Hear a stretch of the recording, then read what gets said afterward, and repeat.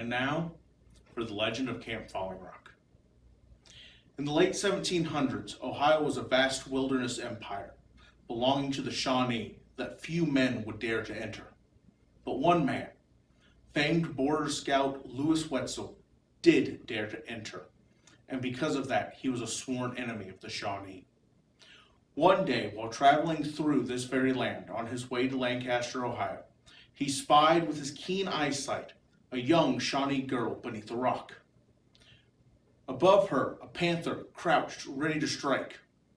Wetzel raised his rifle and fired a shot. The panther fell dead at the young girl's feet. But Wetzel was off like a deer.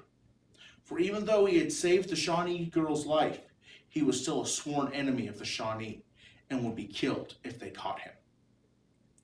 It was 1793 when Elias Hughes came to Ohio, and in 1803 he became the first settler in what is now Lincoln County.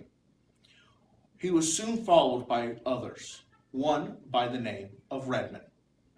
One day, several of Hughes' good workhorses were stolen by Shawnee. Hughes and Redmond took after them, following the Rocky Fork Creek north. They got up to them near where our camp is now. They killed 6 of them and buried them where they fell. Years later, the county found the need for a bridge to connect County Road 210 to Purity. While digging the foundation for this bridge, they found the remains of those 6 Shawnee. That bridge is still in use today. Many of you have crossed it, knowing it only as the Covered Bridge. In 1823, the first homestead was established on our beloved camp. A brave pioneer and his wife started a farm and raised a family.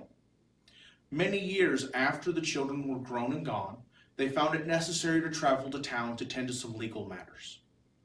But when he went to harness his trusty old mare, the farmer found that she was far too lame to travel. So against his better judgment, he harnessed a young, unbroken stallion, and they traveled towards town. The road, like today, had a fork in it. One road leading to the valley, the other going near the top of the cliffs.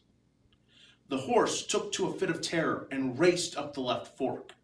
Suddenly, they were at the edge of the cliff, and despite his best efforts to stop, it was too late.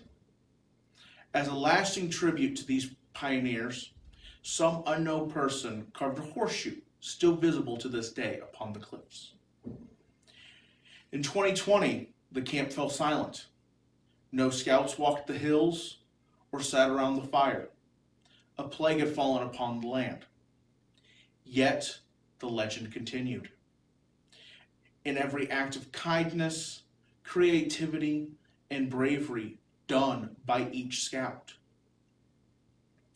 As we bring this week to a close, let us reflect on the challenges, accomplishments, and opportunities of those before us, and on our own challenges, opportunities, and accomplishments. For you are the reason the legend continues.